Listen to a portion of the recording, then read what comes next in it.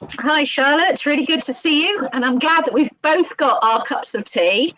We have. We did check before we started, there was no gin in either of them. Um, it's really weird that we're still in lockdown, still being asked to stay at home, although obviously now with a new alert status, but planning to go back to work. And I don't know about you, but I've been seeing this rise in mental health problems in the local community. And I know as somebody that owns a business that I'm increasingly worried about this. And we've been discussing it for some time with regards to mental health first aid, which is why you're on the call really to talk to us about mental health first aiders. And obviously it's Mental Health Awareness Week, so it seemed like a perfect opportunity to get together. They focused this week on kindness. I'm seeing a huge amount of kindness about in our village, which I think is great. Even things like the capping for nurses on a Thursday, and I know that you do that with a very personal interest in that space. But you know, that's all fabulous. But there's probably a whole load of trends that you and I just need to explore. So let's just open it up. And what are you seeing at your end with regards to kindness and any trends in mental health problems? I think kindness, for starters, is everywhere at the minute. I think this lockdown and everything with the pandemic has really highlighted how human connection, whether it be virtually, as we're having to do at the moment, or obviously in normal times, that face-to-face thing, how valuable that is. And yes, technology is wonderful and it's really enabling us to do so much, but the kindness of checking in on neighbours, just having that time to actually ask if we're okay. One of the big things that I'll normally say on training is that it's very much part of conversation that we say, morning, you okay? So we walk into the office and we don't really care for the answer. And I think this pandemic has sort of made us realise actually we do care for the answer and we do want to know how people actually are doing. And I think that's probably the biggest way people are showing kindness at the moment and truly checking in with each other. In terms of mental health, I think you're right. I think this is really shining a big torch on how we need to start listening up and matching our mental health with our physical health. They're both as important as each other. And just sort of making sure that we're listening to each other, that we're picking up on things, and that we're not getting so sucked into work that we're losing the human side of everything. As well. Quite difficult to link into that you know, you're not doing that chat at the water cooler, as they used to say. You're not able to have a chat while you're making a cup of tea. It's a difficult call though, isn't it, when you're all working remotely? Massively. And a couple of companies that we've been doing training with have explained to us how they're actually doing some of these virtual things that we're all doing lots of at the moment, but they're doing some of them for social aspects, not just work. And that's been working really well for them to just make sure that people are having that social time if they want to. They're not being forced to, but if people are wanting to have a sort of virtual lunch break or whatever it might be, that there's an opportunity to do that once a week, once a month, however often seems suitable for your working environment. But I think it is important because you're right, we haven't got that face-to-face interaction and we are all missing it. Yeah, it's that human piece, isn't it? You know, humans, even if you're really task focused, humans still want to talk to other humans at some stage during the day. Yeah, it's really one. So you're saying there's good practice of things such as these phone-ins. Are you seeing anything else that you're seeing that you'd say that is good practice at the moment? I think. Well, I personally feel very passionately that everybody should have some level of mental health training within their organisations because it's vital to give your staff the ability and this confidence. I think it's all about confidence. We can all sit there and say, oh, well, it's simple that you can have a conversation with somebody, but not everybody feels that confident to have that conversation when it's perhaps a difficult conversation. And it's enabling people with that confidence. And I think that's quite key. And there's so many things out there at the moment. You know, lots of companies are doing webinars. They're doing. We've been doing a Mental Health Monday where we're putting up little videos and little snapshots of really helpful things. And sharing those things with staff is just as useful as just giving them some tips on how to help themselves, really.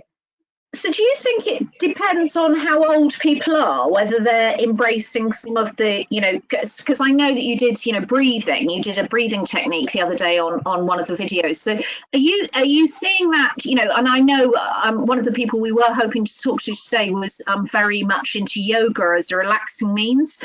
You can't do a yoga session at 10 o'clock in the morning. Well, you could, but, you'd have a very strange working day. Are you seeing different ways that's finding itself into the workplace, and does it matter if it's a different type of workforce? Are certain companies more likely to embrace it than others? Yes, I think is the short answer to that. There is a definite difference depending upon the age of staff, the gender of staff, the sort of history of how the workforce have sort of got used to their culture. The culture is definitely a big part of it. But I think there's so much you can do now that's really, really simple, and nobody has to know you're doing it. And I think when I'm doing training, that's a big thing that I say, because I agree, if you got up from the desk and you started doing the downward dog, people might look at you a bit funny. But doing things like box breathing, or just something really simple, is breathing in and then making sure your exhale is twice as long as your inhale. So if you got me thinking about my breathing while I'm talking to you. That's never good. Yeah, instantly I start hyperventilating. Yeah, don't do that. Don't do that. But yeah, just inhaling in for, I don't know, 2 or 3, then making sure you're exhaling for just double that, so 4 or for 6. And that's really simple. And the other thing, when we're stressed, we tend to breathe from up here, and sometimes just putting your hand on your tummy and making sure that it's going out as you're breathing in and in as you're breathing out. I've got to make sure I get that right. Some people's tummies have got much bigger during lockdown, so that's a bit of a challenge, isn't it? But yeah, I know what you mean. So if we're all going back to work, and this is still a big if, I know what the government's direction is, but it's still not certain that we're all going to go back to work imminently. It's talk to your boss about going back to work at the moment, and it's not everybody, it's only those that can't work from home. What types of things do you think that we should be advising companies to actually put in place? Should they be doing anything? Because there'll be a massive difference between those that have been furloughed and those that are still working, I guess. Yeah, I think that's the big thing, because you've got everybody on different things. You've got some people who are still in the organisation if they're unable to work from home. You've got the workers from home. You've got the people on furlough, and there's real differences in how people are coping depending upon, well, firstly, who they are, but also with which sort of category they fall into. And I think it's really important as a manager and employer to be mindful of the differences and how the people who are on furlough might feel a bit out of place, not as quite as important, lost that motivation, a little bit of self-worth being impacted. And then you've got those who are still working, feeling like they're doing all the work for everyone, because they're taking slack, they're feeling overworked, they're feeling exhausted. And so you've got to get that balance right between the two. And then you've got the working from home. So they've just recently done a study that's found that people are working averagely 29 extra hours a month by working from home, because those boundaries are a little bit blurred. And somebody, I took part in a workplace wellbeing event on Monday, and one of the things that they said that I thought was quite a useful thing to do was, when you're going, if you're working from home, imagine how long your journey would be to work or from work, and taking time to do something, and that's go for a walk, whether that's read a book or something, for the amount of time that would have been your travel time, so that you're disassociating yourself from that working environment. I think that's a really interesting idea. I've been reading a lot of people that have been reading a book in the morning. I'd never think to read a book in the morning, but they're reading a book for an hour in the morning before they start work. And then they pick up the book again in the evening, for exactly the reason you've just said. I mean, when I'm working in London, I read a book on the way into work, or I'll listen to the news on the way into work. But now I sit down at my desk at 7 o'clock and crack on. So I think I think that's quite an important piece, isn't it? So last couple of minutes, before we open it up to questions, what sort of tips? And I know we've put together some tips on a slide, so I'm going to ask Sonia to move over onto that new slide in a minute. What sort of tips do you think that we should be giving to individuals just to help with stress? Because we've already said that there's an increase. Can you talk through this karma issue or area? Yeah, so all of these things that are on there, so obviously everybody can see that, are fantastic in terms of, they're just things on making you more mindful, listening to yourself. I think sometimes we're so busy that we forget to listen to our basic needs, and our basic needs are so important. And I always say to people, if we're all children underneath it all, we've still got the same needs as a little one. And if a little one was feeling stressed or upset, what would we do? And we'd make sure they've got nice food, they're well fed, watered, all of those things, that they're getting a good night's sleep. Just making sure we're looking after all our basic needs is really, really important. And then, as I say, the breathing exercises on there, they've got things about drawing or writing down or things like that. Some people find different things work for them. And another thing is being organised. I think on there they've got making a list of things. I think being organised is really key, especially if you're working from home, making sure that sort of tidy house, tidy mind thing, making sure that your space is organised, you know where your workspace is, you know where your home space is, and differentiating between the two can really help with those boundaries. And just going back to the thing that I meant to say about the going back to work thing, I think a big thing we've got to be mindful of is how high the fear and anxiety levels are at the moment. Fear and anxiety and scaremongering, and we're all really feeling that fear, and the fear of going back to work, and the fear of children going back to school, and the fear we've adapted now to this life, and to adapt again feels quite a big step. And I think an employer needs to really look at being mindful and aware of people's anxieties and working out huge communication tools on how they're going to really enable their staff to feel safe and secure to return to work. I think that's the key, really. Yeah, and we were talking before we started, weren't we, about our masks. So these are our wonderful masks. Let's show them off yet again. Made by one of our local companies, which I think are just cute as anything. But I can't see the blokes in our business wearing those. So we've also got far more dull ones.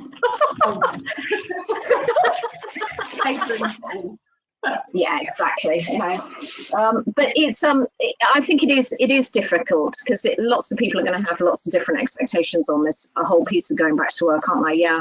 So how many organisations do you think at the moment have got mental health first aiders? I'm not sure on the percentage. I don't know off the top of my head.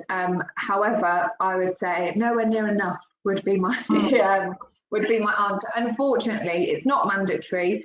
And it is one of those subject areas that generally across the board we tend to discriminate against and have a bit of stigma attached to. And that's what we're continually trying to fight against, really. And making sure it's 1 in 4 people are in the United Kingdom have got a mental health condition. And then that's proven to be more like 1 in 2, because a lot of people, unfortunately, don't admit that they're actually struggling and say that they're having issues.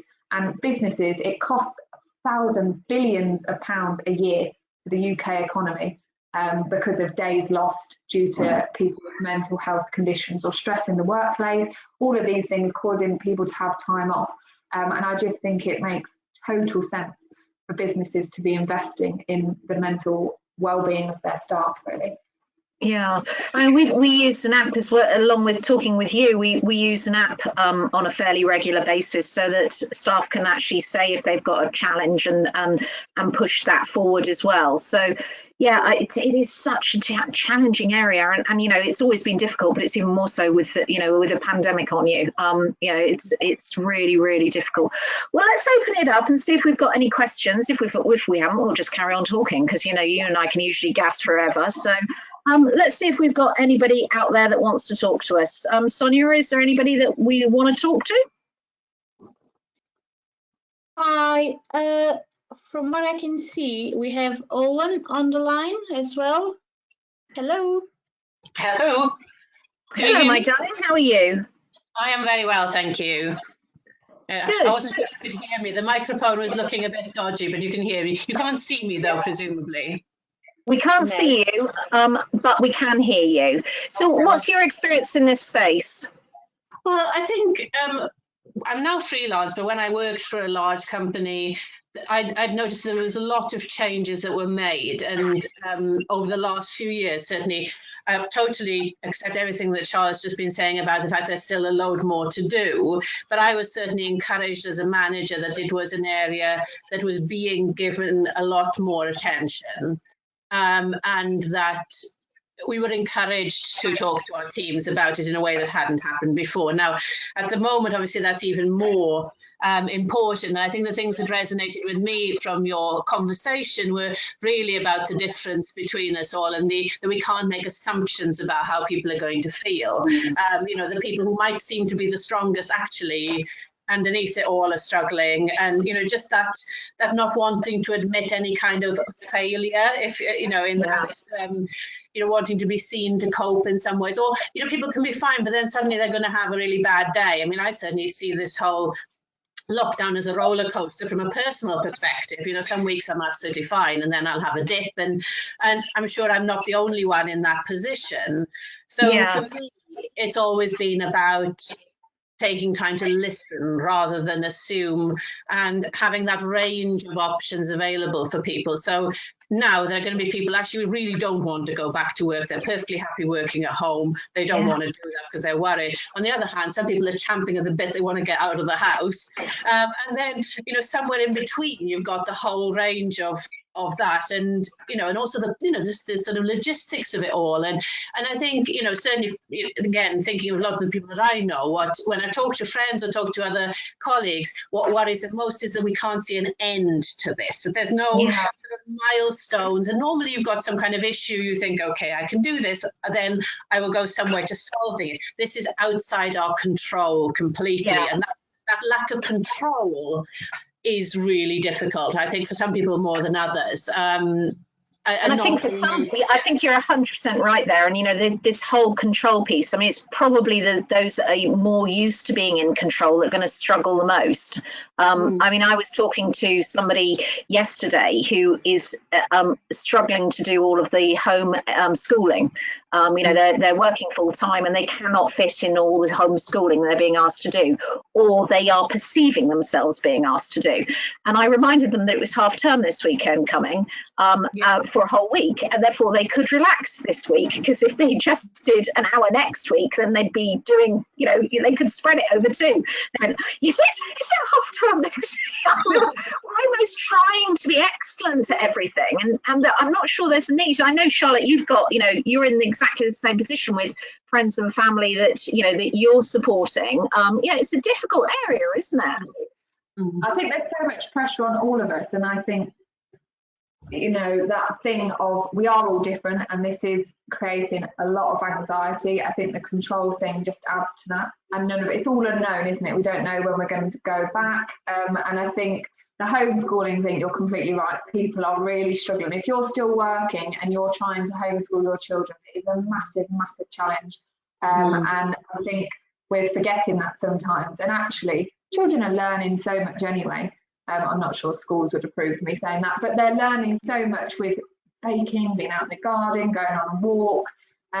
If they end up doing 2 of the activities the next day rather than doing them that day, it doesn't really matter. And I think we've got to be a little bit kinder to ourselves. We started this talking about Mental Health Awareness Week and being kind. I think we need to be kind to ourselves. It's all good and well giving kindness out, but we also need to be kind to ourselves and look after our own mental well-being, and thinking, actually, do you know what, today it's really sunny, the kids only want to go in the paddling pool, just let them in it. It doesn't matter, we'll do a bit of extra maths tomorrow. So it's that focus on one, and then team, and then bigger, isn't it? It's it's focused down and then out. And making sure that inner peace. I mean, the things that are on that, I don't know what you feel, Owen, but the things that are on that chart sort of say it, don't they? What makes me happy, what's good for me. So it focuses on the individual as well as the team, as well as the country, as well as the village, the nation. It's not just, you've got to look after all areas. Absolutely. You can't look after, if you don't look after you, then everything else is going to fall from that point on. It's a bit of a pyramid, isn't it? You've got to be feeling good and strong within yourself to be able to support others, to be able to give your best. If you're not looking after yourself and getting good sleep, and I'll go back to that thing I said about all your basic needs, we've got to tend to our own basic needs to then be able to give what we need to look after others, whether that be our families, our employees, or whoever it might be.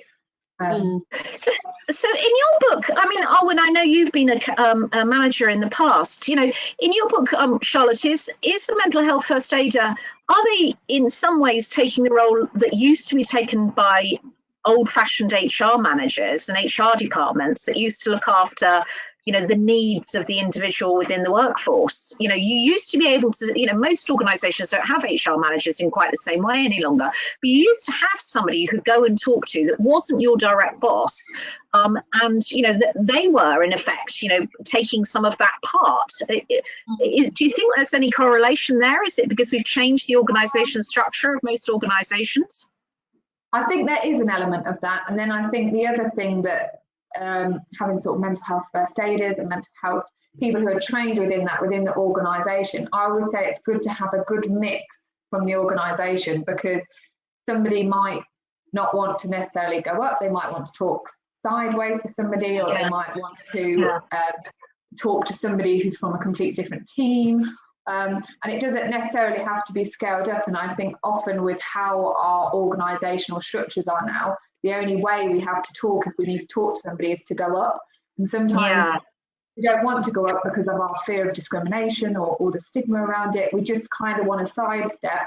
And it's just making sure that those sorts of things are available and making it as accessible as possible, because I think it's all good and well having this training, but people need to know who are the people who are trained, who's happy to, and they're not replacing counsellors. We're not training people to be complete counsellors. It's just to have that confidence for that initial conversation and signposting. Knowing what to put in. So how do you recommend who is the mental health first aider, and how people know about it? I mean, you know, if you go into my office and you'll see the sign that says first aiders, but it doesn't say mental health first aiders. Should there be a notice as well? Or, you know, how would you recommend that it works? It's different for different organisations because it depends what works. But some companies do exactly what you've just said, where you've got first aiders having up on the board the photos of the people that are the mental health first aiders. So you know, X1, whoever it is, they are the people that are confident to have that conversation. It doesn't mean you can't talk to somebody else, but it just means that they are the people to have that conversation with if you wish. And then Severn Trent Water actually have, which I think is a brilliant idea, not everybody's for it, but they all have to wear lanyards in the office anyway. And they have a different colour lanyard for the people that are mental health trained.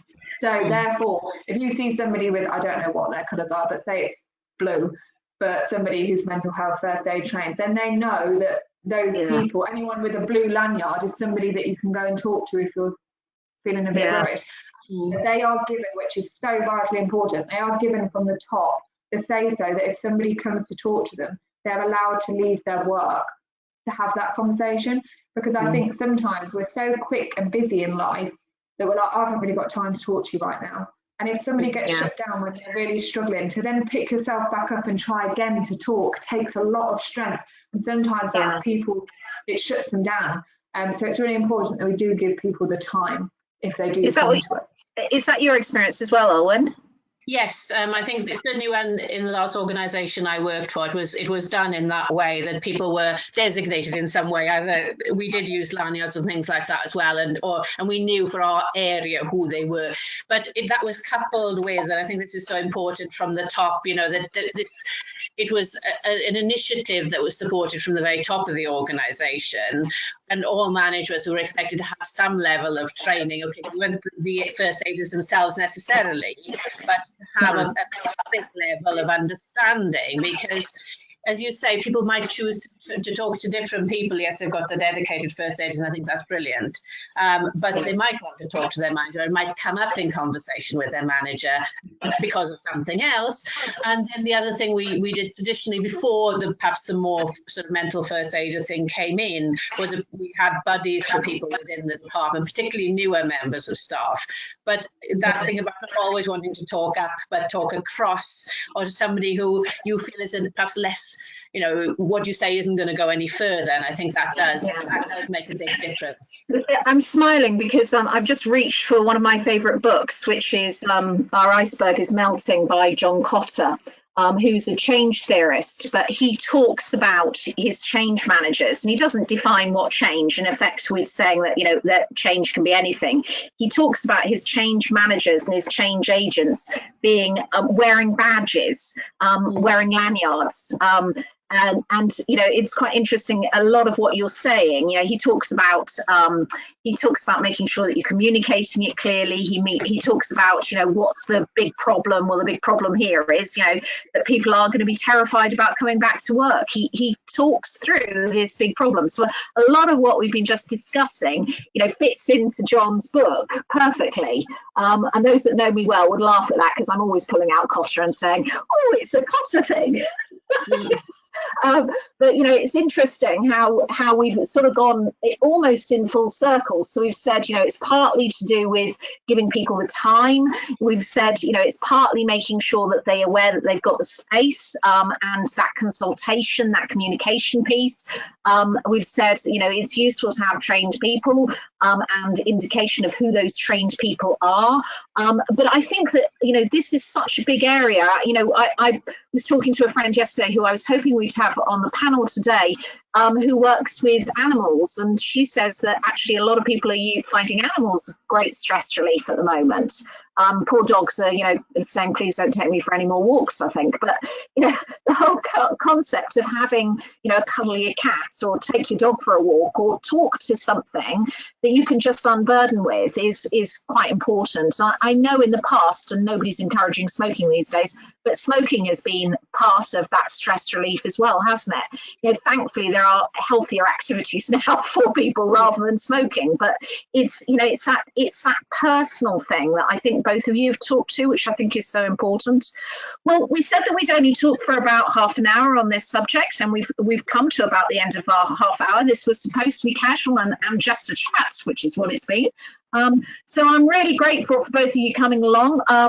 Sonia, I know that you've recorded this, and I'm hoping that that there isn't a problem with reusing it. But you know, we know that mental health first aid is absolutely really important in most businesses. I think the end of Mental Health Week, I think there has been a big push this week. It does help that the Royals are really into it. So we've seen the Royals on the telly on it. I think that makes a difference. And I saw yesterday they were talking about football, actually. At the Prime Minister's question time, there was somebody talking about football, and you know, the fact that kids need to get back to playing football and kicking it around, and you know, that's what's good for them as well. So it's an interesting area. It's one I'm sure we'll discuss again. I'm really, really grateful that you gave us the time today. Thank you so much, and hopefully we'll catch up soon next Friday, another coffee and chat. Speak soon. Bye. Yeah, bye. Bye. Bye.